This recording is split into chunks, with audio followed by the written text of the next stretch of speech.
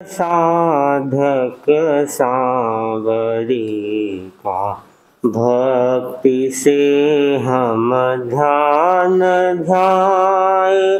सत्य साधक सांवरी का भक्ति से हम ध्यान ध्याए। प्रात उठ कर स्वामी जी को श्रद्धा से हम ध्यान ध्यान। भिक्षु का शासन निराला, भिक्षु का दर्शन है आला। त्याग संयम की भावना से चेतना की लो जगाए। सत्य साधक सांवरी का भक्ति से हम ध्यान ध्यान। धवल चरिया धवल चेतन, धवल संघ के धवल नेता। शुभ्रती सब भावनाएं, जीवन को हम जगमगाए। सत्य साधक सांवरी भक्ति से हम ध्यान ध्यान। कमलवत निर्लिप्त जीवन, तोड़ा तुमने मोह बंधन। क्रांति के पथ पर बढ़े तुम, ज्योति अंतर में जलाए। सत्य साधक सांवरी भक्ति से हम ध्यान ध्यान। मरुधरा के लाल प्यारा, नाम मंत्राक्षर तुम्हारा। तेरे जप काले सहारा, भव सागर से पार जाए। सत्य साधक सांवरी का भक्ति से हम ध्यान ध्यान। परम पावन परम साधक, सद्गुणों के तुम थे धारक। कठिन परिस्थितियों में भी तुम ज्ञान का दीपक जलाए। सत्य साधक सांवरी भक्ति से हम ध्यान ध्याए। प्रात उठ कर स्वामी जी को श्रद्धा से हम सर झुकाए। सत्य साधक सांवरी का भक्ति से हम ध्यान ध्याए।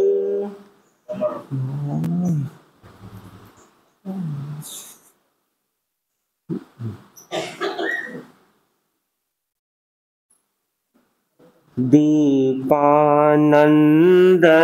की बोलो जय जयकार। दीपानंदन महावीर स्वामी के चरणों में कोटि से वंदन। युग प्रधान आचार्य श्री महासमुद्र के चरणों में कोटि से वंदन। मुनिवृंद, उपासक धार्मिक प्रेमी भाइयों और बहनों, दैनिक प्रवचन के अंतर्गत आज का विषय है विवेक ही धर्म है। भगवान महावीर की वाणी है, विवेके धम्माइये। विवेक में ही धर्म है। मनुष्य विवेकशील प्राणी है, चिंतनशील प्राणी है, बुद्धि संपन्न प्राणी है। मनुष्य के पास में जितना विवेक है उतना संभवतः दूसरे प्राणियों में नहीं है। पशु मन दो मन भार ढो सकता है, लेकिन यदि पैर में रस्सी आ जाए, रस्सी को खोल नहीं सकता है या रस्सी को निकाल नहीं सकता है। तो मनुष्य के पास में इतना विवेक होता है, इतना दिमाग होता है, वह रस्सी को क्या, यदि जेल में है तो भीड़ को लांग कर भी बाहर आ जाता है। उसके पास में इतना दिमाग है, इतना चिंतन है। विवेक का बहुत बड़ा मूल्य है। हमारे जैन आगमों में जगह जगह मुनि के लिए विवेक चेतना का जागरण हो, विवेक चेतना का जागरण हो। कोई भी प्रवृत्ति करे वो विवेक के साथ करे, जागरूकता के साथ करे, हित और अहित का ध्यान रखकर प्रवृत्ति करे। विवेक का अर्थ है पृथक्करण, दूध का दूध और पानी का पानी, जैसे बोलते हैं ना, पृथक्करण। हे उपादेय ज्ञेय का ज्ञान होना जरूरी है। तो हम विवेक चेतना के द्वारा व्यक्ति अपनी आत्मा का बहुत बड़ा कल्याण कर सकता है। और ऐसे ज्ञानी जन कहते हैं सब जीव तत्काल विवेक को प्राप्त नहीं होते हैं, सब जीव तत्काल विवेक को प्राप्त नहीं होते हैं, समय लगता है। जो भव्य आत्माएं हैं कभी न कभी विवेक संपन्न होकर कर्म क्षय करके मोक्ष को प्राप्त हो जाती हैं। विवेक का कहना इतना ही है कि तुम कोई भी प्रवृत्ति करो जागरूकता के साथ करो। खाना है तो विवेक के साथ खाना, पीना है तो विवेक के साथ पीना, बोलना है तो विवेक के साथ बोलना, रहना है तो विवेक के साथ, कहना है तो विवेक के साथ, सोना है तो विवेक के साथ, प्रतिगमन करना है तो विवेक के साथ, प्रतिलेखन करना है तो विवेक के साथ, गोची जाना है तो विवेक के साथ, बातचीत करना है तो विवेक के साथ, और व्याख्यान भी देना है तो विवेक के साथ। कैसे बैठना, कैसे चलना, हर प्रवृत्ति में विवेक होना चाहिए। हमारे एक संत हुए हैं मुनि कनकमल जी स्वामी, आचार्य तुलसी के शासन काल में दीक्षित हुए थे। बाप और बेटा कुछ कारणों से बाप संघ से अलग हो गया और बेटा संघ में रहा। और इतने छोटे साधु थे लेकिन कितने वो विवेक संपन्न थे। एक बार गुरुदेव तुलसी ने उनको कहा, घड़ी में कितना बजे है, समय दिखाओ हमारे को, मतलब समय बताओ। तो गुरु की आज्ञा को शिरोधार्य करते हुए मुनि कनकमल जी स्वामी घड़ी देखने के लिए जाते हैं या घड़ी लेने के लिए जाते हैं। और बीच में मुनि मगन लाल जी स्वामी मिल गए, मंत्री मुनि मगन लाल जी स्वामी, उस समय मंत्री मुनि थे, मंत्री मुनि बाद में बने। मगन लाल जी स्वामी ने कहा, आओ कनक जी। तो उनका विवेक देखो, इतने बड़े संत ने कहा, उन्होंने कहा, क्या कहा, पहले मैं गुरुदेव का काम करूंगा और उसके बाद में मैं आपके पास में आऊंगा। मंत्री मुनि भी देखते रहे, छोटा साधु और कितना विवेक संपन्न साधु है। और ये प्रवृत्ति सब में आ जाए तो घर परिवार समाज का उद्धार हो जाएगा। कभी कभी हम घरों में सुनते हैं माँ आवाज देती है, एक बार नहीं, दो बार नहीं, तीन बार आवाज देती है, चौथी बार और आवाज देती है तो वो बोलती, क्यों माँ तो खावे, शांति रखे तुम, बोलो आप। और एक समय था जैसी आवाज आई और तत्काल सब काम छोड़कर हाजिर होना। हमारे जीतमली स्वामी का उदाहरण आता है। हेमराज जी स्वामी के प्रति वो कितने समर्पित थे और वो कितने विवेक संपन्न थे। हेमराज जी स्वामी ने आवाज दी, जीतू पंची समिति जाना है, और वो लिख रहे हैं, काल लिखना है और केवल क लिखा, एक मात्रा बाकी है, तत्काल छोड़ा। गुरु की मुनि की आज्ञा का पालन, ये है विवेक संपन्न। सब छोड़कर तय फरमाओ क्या काम है, मतलब इतनी जागरूकता होती है तभी व्यक्ति विवेक संपन्न होता है। विवेक संपन्न हर कोई आत्मा नहीं होती है। जो भव्य आत्मा है, पाप विरु है, आत्मार्थी है, वे लोग ही विवेक संपन्न होते हैं, कर्मों का अक्षय करके मोक्ष को प्राप्त होते हैं। मरुदेवा माता के बारे में बताया जाता है, हाथी के होदे पर बैठे बैठे ही आत्मा का कल्याण कर लिया, वो कितनी विवेक संपन्न आत्मा होगी।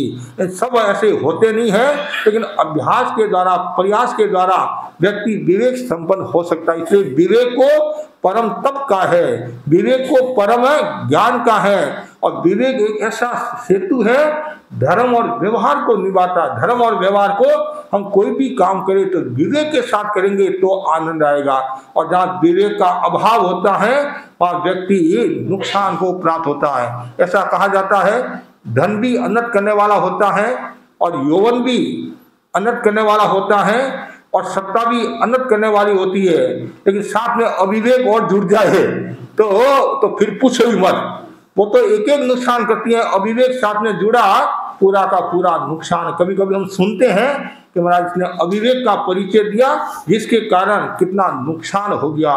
सासू ने बहू से कहा, बहू घर की सफाई करके पूरा कचरा एक बर्तन में लेकर और बाहर फेंकना है आदमी को देखकर।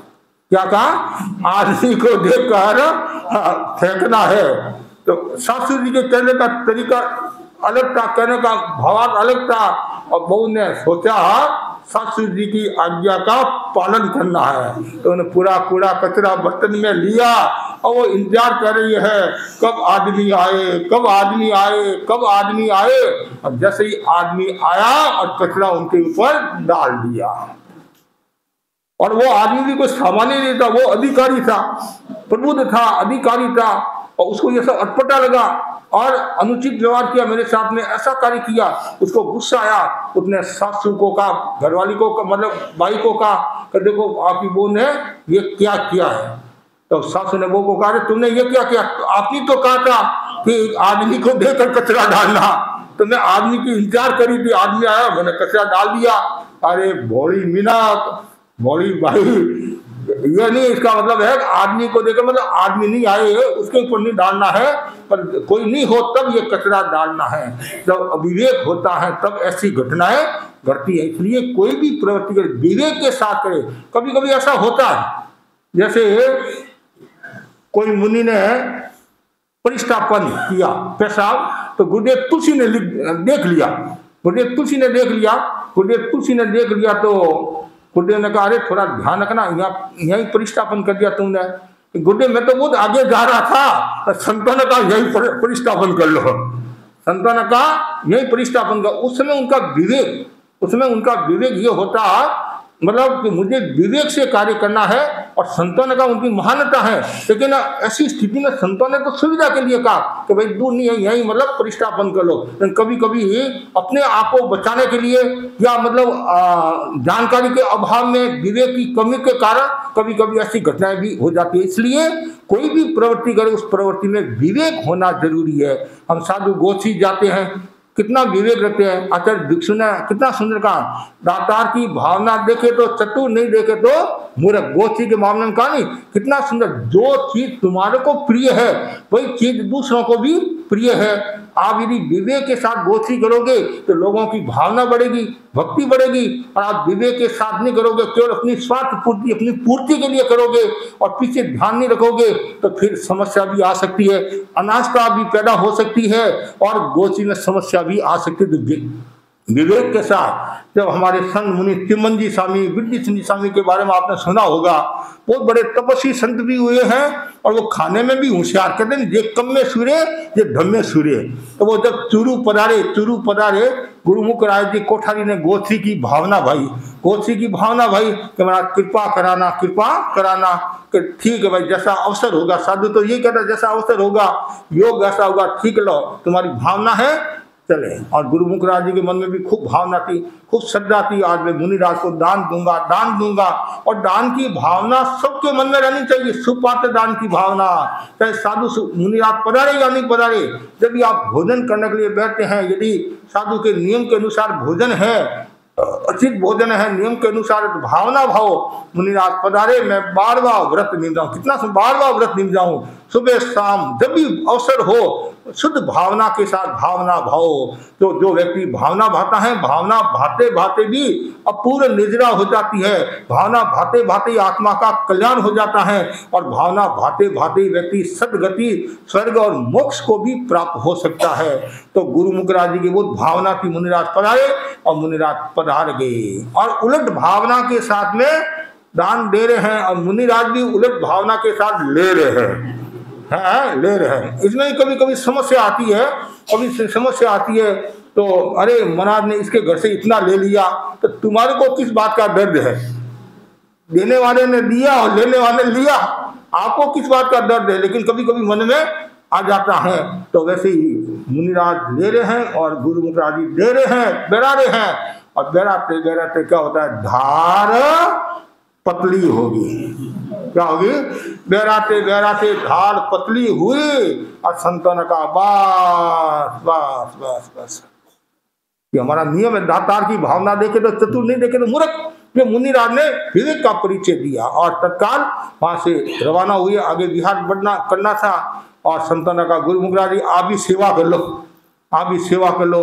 तो गांव बाहर पधारे, और पुराने समय घोड़े बहुत थे राजस्थान में, रेतीले मतलब ये ना थली के अंदर खूब बड़े बड़े धोरे होते थे। आजकल तो सुना कि कम हो गया, कई जगह तो नहीं भी है, ऐसा बता रहे हैं। तो धोरे थे, और संतन का श्रावक जी थोड़ी देर सेवा कर लो, हम जो आठ पानी है वो चूकता कर दे, मतलब आठ पानी कर ले, फिर बाद में आपको मंगल पाठ सुना देंगे। तो श्रावक जी रुके, आहार पानी किया और नीचे आए, और संतन का व्याख्यान ये मतलब मंगल पाठ सुना दिया। फिर गुरु मुखराज जी बोले, महाराज आज तो आपको तकलीफ हुई होगी, मैंने आपको ज्यादा बहरा दिया। क्या ज्यादा बहरा दिया? ज्यादा बहरा दिया। संतन का अभी तो नाश्ता हुआ है, आहार पानी तो अगले गांव में करेंगे, आहार पानी तो अगले गांव में करेंगे। अरे तो महाराज कृपा कराते, कृपा कराते। अरे हम तो कृपा कराने के लिए आए, तुम्हारी धार पतली पड़ गई तो हम क्या करें? अरे महाराज मेरी गलती होगी, मैंने सोचा आपको तकलीफ नहीं हो, तो उसकी तुम क्यों चिंता करो? वो तो मेरे को चिंता करना है, मेरे को कितना चाहिए कितना नहीं चाहिए, तुम्हारी भावना। हमारे तो भिक्षु समय लिखा है, दातार की भावना देखे तो चतुर, नहीं देखे तो मूर्ख। मतलब कितना उनमें विवेक था। दर्द क्षेत्र काल भाव का ज्यादा होना चाहिए। आज हमारे अनेक ऐसे साधु साधु है, व्याख्यान में आदि में गुरु आज्ञा में कितना विवेक रखते हैं, कहीं गुरु की आसाधना नहीं हुए, संघ की आसाधना नहीं हुए, और समाज को भी नुकसान नहीं। इसलिए हर प्रवृत्ति में विवेक का भाव होना चाहिए, और जितना ज्यादा विवेक होगा उतना ही व्यक्ति मुक्ति की दिशा में आगे बढ़ेगा। और हमारा और आपका सबका एक ही लक्ष्य है, कर्म क्षय करके मोक्ष को प्राप्त होना। अब विवेक चेतना को कैसे जगाए? एक दिन में तो जगती नहीं है, एक दिन में तो जगती नहीं है। कि भाई कोई हलुकर्मी आत्मा हो तो अलग बात है, नहीं तो समय लगता है, भव के भव बीत जाते हैं। तो उसके लिए आप निरंतर स्वाध्याय, अनुप्रेक्षा, आत्मचिंतन, जप आदि का प्रयोग करते जाओ। मैं विवेक संपन्न बनूं, मैं विवेक संपन्न बनूं, मैं विवेक संपन्न बनूं, बार बार भावना भाते जाओ। और ऐसी में शक्ति मेरे में आए तो मैं कोई भी अविवेक का परिचय नहीं दूं, और हमेशा विवेक चेतना मेरी जागृत रहे, जागृत रहे। मैं खाने में, पीने में, बहनों को, भाइयों को भी कहना चाहूंगा, जैसे आप जूते उतारते नहीं, जूते उतारते हैं, और जूते कहाँ उतारना ये भी एक विवेक होता है। कभी कभी क्या होता है, कमरे में लेकर जूते आ जाते हैं, कमरे में लेकर जूते आ जाते हैं। एक दादा पोते को दर्शन कराने के लिए आया, पोता तो कह रहा है मेरा चप्पल जूते उतारो, और दादा कहता चलता है चलता है। मैंने कहा यार चलता चलता हो जाएगा फिर। तो कम से कम ये विवेक है, संतों के दर्शन करे हैं। जैसे गोची कराते आप, आजकल क्या बहने हैं, रसोई के जूते अलग होते हैं, और जूते पहने रखती है कि महाराज ये तो रसोई के जूते। अरे जूते तो जूते ही है, चाहे रसोई के हो, चाहे घर के हो, चाहे बाहर के हो। तो ये विवेक की बात है, विवेक की। महाराज को गोची कराते, उसमें भी विवेक रखना चाहिए। कभी विवेक नहीं रहता है, ध्यान नहीं रहता, तो फूंक दे दी तो घर असुस्ता हो गया। आज भी हमारे कुछ भाई बहन इतने विवेक संपन्न है, तो गोची में इतना ध्यान रखते, सुस्ता का पहले क्या बहराना, बाद में क्या बहराना, सुस्ता से कोई हरियाली है तो कोई बीज छिलका आदि तो नहीं है, तो उस हिसाब से।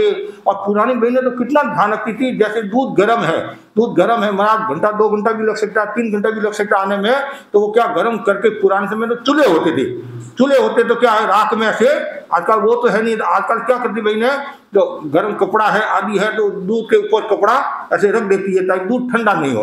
अब कुछ बहनें क्या करती, जाते हैं पहले सब खोल देती है, सब खोल देती महाराज। तो खोल उसमें क्या होता है, कोई जीव जंतु पड़ने की भी संभावना रहती है। दूसरी बात, कोई गर्म चीज है तो वो ठंडी हो जाती है, और सर्दी का दिन आपने 5 मिनट यदि खोल कर रखा तो धीरे धीरे वो ठंडी। तो ये विवेक की बात है, पहले क्या बहराना बाद में क्या बहराना।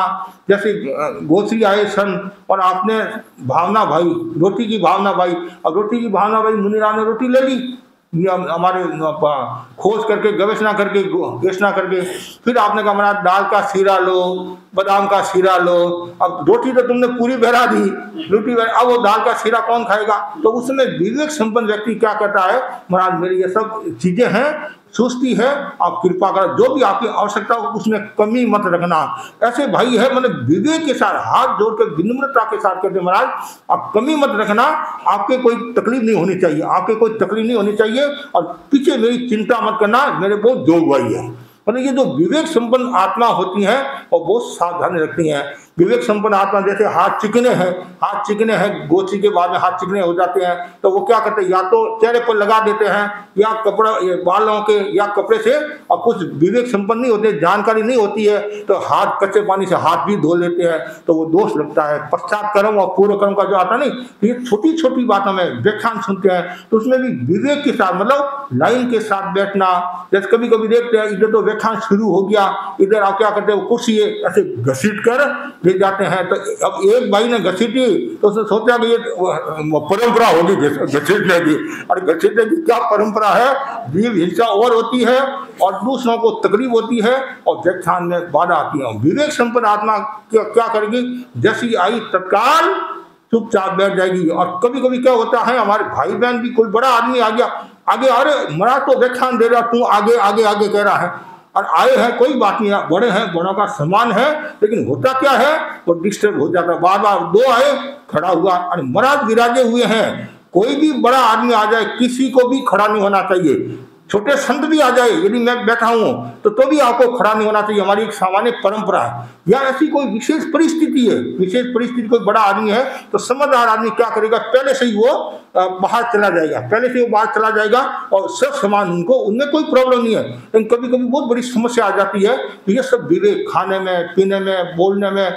महाराज से बात करते हैं तो भी खुले मुंह बात नहीं करना, ये भी एक विवेक है। वंदना में भी विवेक होना चाहिए, समाहिक करते समय भी विवेक होना चाहिए, ध्यान में भी विवेक होना चाहिए। ऐसा नहीं है कि मन आए वही ध्यान कर लिया, इधर तो महाराज बैठे और महाराज मैं तो ध्यान करी हूँ और जोर जोर से स्वाध्याय करी हूँ, नहीं। विवेक हमारे साधु संतों के बारे में का पुरानी बात है, मतलब जैसी क्या रात आती है, रात आने के बाद में कोई भी साधु जोर जोर से स्वाध्याय नहीं करता था। क्यों नहीं करता था, क्यों जो वृद्ध साधु है सो गए हैं, उनको तकलीफ होती है, पीड़ा, तो ये विवेक, मतलब आज भी हमारा नियम है कि इतने बजे के बाद में कोई अपना बस व्यक्तिगत आप अपनी साधना करो, दूसरों को तकलीफ नहीं होनी चाहिए, दूसरों को पीड़ा नहीं होनी चाहिए। अब व्याख्यान में भी आए हैं तो आए बैठ गए, अब पीछे आकर बातें करते हैं या मोबाइल से बातें करते हैं, इधर तो महाराज हमारे इधर आप हल्लो हल्लो करे हो, फिर बल्लो हो जाएगा, तो ये क्या अविवेक है, ये सब अविवेक है। इसलिए बहुत सावधानी रखना चाहिए, और जितना ज्यादा विवेक होगा उतना ही आपका ज्ञान बढ़ेगा,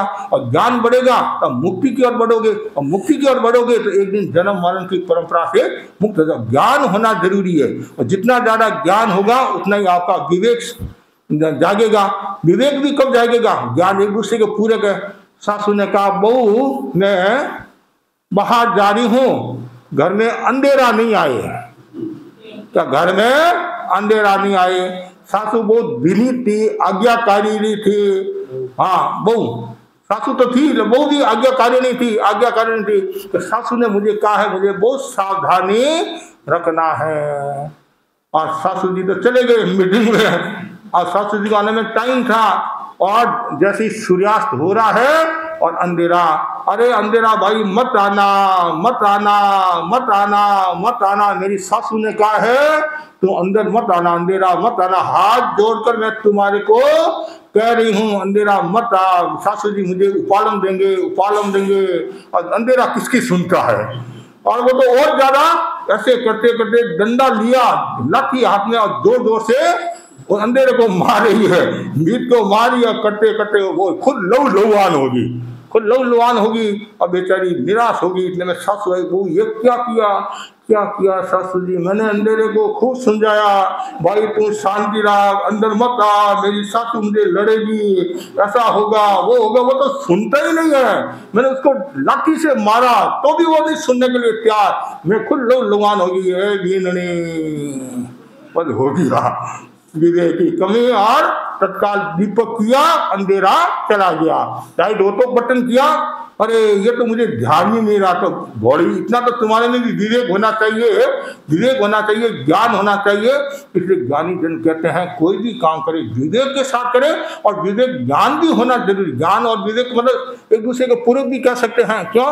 ज्ञान होगा तभी, और विवेक को जगाने के लिए ज्ञान की साधना भी जरूरी है। तो ये बहुत जरूरी है। विवेक चेतना संपन्न, बार बार भावना भाव मेरा वह दिन आए मैं विवेक संपन्न बनूं, विवेक संपन्न।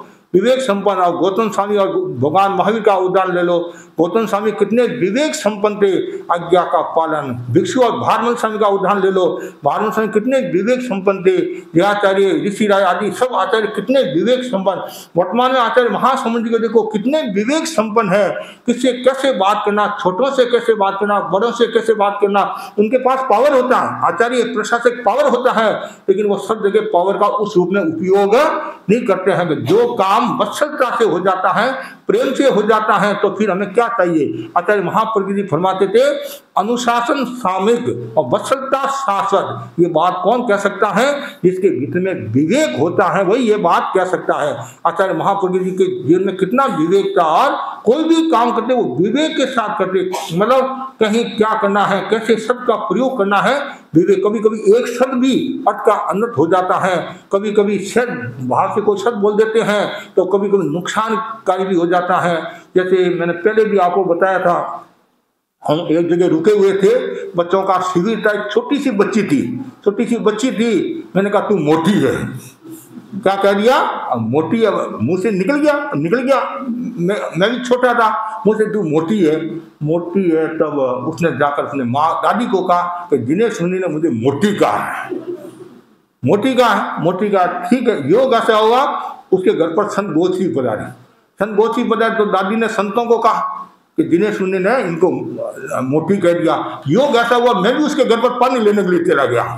अब मुझे पता नहीं है उस लड़की का घर है किसी का, मैं तो पानी लेने, मुझे बता इस घर से पानी लाना है। तो तत्काल संतों ने कहा तुमने इसको मोटी कहा तो कही मेरी गलती हुई, ऐसे नहीं बोलना। मतलब ये अविवेक है, सामने वालों को कितना तकलीफ होती है। अब एक तो आके सो रहा है और एक नींद ले रहा है, दोनों में अंतर है। नींद तो बैठे बैठे भी ले सकता है, और सोने का मतलब लेट कर है नहीं। कभी कभी कहते नहीं ये तो नींद ले रहा है, उसमें कोई प्रॉब्लम, नींद बैठे बैठे भी ले सकता है, सोकर भी ले सकता है। कि ये सो रहा है तो सो रहा है तो लेट कर जो सोता है वास्तव में वो सोया जाता है। तो हर काम विवेक के साथ। अब गुरु ने तत्काल कहा कि ये आपको पुस्तक लाना है। अब हर कोई व्यक्ति तो पुस्तक ला नहीं सकता। अब गुरुदेव के पास में जो रहते हैं उनको ये पता रहता है कि कहाँ गुरुदेव ने किताब रखी है, क्या करना। लेकिन हर एक की वो विवेक चेतना जागृत नहीं होती है। कुछ ऐसे लोग होते हैं तो उनकी जिम्मेदारी नहीं है, फिर भी वो इतने विवेक संपन्न होते हैं। कभी मुझे ये जिम्मेदारी आ जाए, कभी मुझे काम करना पड़े, तत्काल हो जाता है। और कभी कभी भाग्य भी साथ दे देता है। जैसे हम सुजानगढ़ से आए मोहनलाल स्वामी के साथ, सुजानगढ़ से लाडनू आए और गुरुदेव प्रवचन में पधार गए। गुरुदेव तुलसी प्रवचन में पधारे और गुरुदेव तुलसी ने कहा दिनेश वो किताब लेकर आ। अब मेरे को पता नहीं वो किताब लेगा। अब व्याख्यान का समय हो गया और मैं गया भागता बाल से जल्दी तो वो किताब कहाँ है, तो बाल से वहाँ थे, वो किताब मुझे दे दी, मेरा काम हो गया। अब नहीं तो थोड़ी देरी हो जाती है तो कभी कभी समस्या आ जाती है। इसलिए विवेक जरूरी है। हर प्रवृत्ति में विवेक, आचार्यों के सामने, साधु संतों के सामने, किसी के सामने भी बोलो। आप जितना विवेक के साथ बोलोगे उतना ही आपका विकास होगा। खाने में, पीने में, बोलने में, चलने में अविवेक होता है तभी बीमारियां होती है, कहते नहीं। खाने में अविवेक होता है तब डॉक्टर के पास जाना होता है, और बोलने में अविवेक होता है तब वकील के पास जाना होता है। और घर में लड़ाई झगड़ा हो जाता कभी तो संतों के पास आना होता है, कभी कभी संतों के पास भी आ जाते हैं। तो इसलिए हर काम हम विवेक के साथ करें।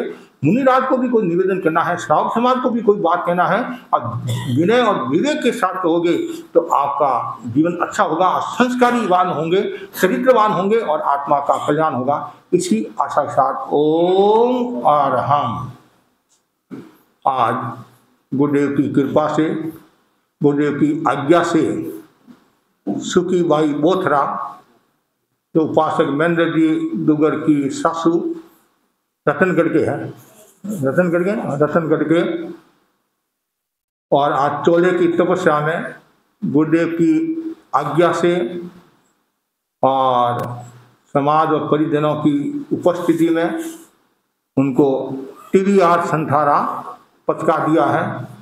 और बहन में बहुत भक्ति है, बहुत भावना है, बहुत उत्कृष्ट भावना, और बार बार कह रही थी मुझे संथारा पचकाओ, संथारा पचकाओ, संथारा पचकाओ। गुरुदेव की आज्ञा आ गई और आज समाज की उपस्थिति में करीबन 9:15 के आसपास उनको TVR संथारा पचका दिया है। आप भी समय समय पर उनकी साधना में सहयोगी बनना और धर्म आराधना कराना, आलोचना कराना, और दूसरी कोई बात नहीं करके केवल उनको सुनाना, ताकि उनकी आत्मा, ये भी विवेक है, ये भी विवेक है।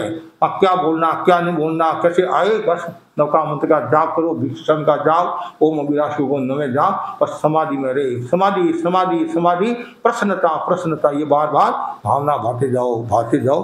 तो ये जिन शासन की प्रभावना का एक कार्यक्रम हुआ, संथारा पचका है बहन ने, और बहन का मनोबल बहुत मजबूत है। और साथ ही स्वयं श्री जी जो हमारे रतनगढ़ के हैं, उनके नतीले मैंने स्वयं श्री जी की मोमित संभवतः मोमिसा है, और इस साथ ही कृतार्थ प्रभा जी है, उनकी मासी है, संस्थापक है। तो ये भी उनके 13पन धन संघ में भी सिर है, बाई भी बोथा परिवार की है। और दुगर मतलब सुनीता दुगर जो है उनकी माँ होगी, मतलब महेंद्र जी की सासू होगी, और यही है। और उनकी भावना थी, और भावना को गुरुदेव ने साकार करा दिया, और हम भी निर्जरा के भागी बने। हमें भी ये शुभ अवसर मिला, पास में होने के कारण हमें ये शुभ अवसर मिल गया। ये नहीं तो हर किसी को ये शुभ अवसर मिलता नहीं है, लोग तरसते हैं, लेकिन गुरुदेव की कृपा हुई, उनका बेड़ा पार हो, और यही हम मंगल कामना करते हैं। महेंद्र जी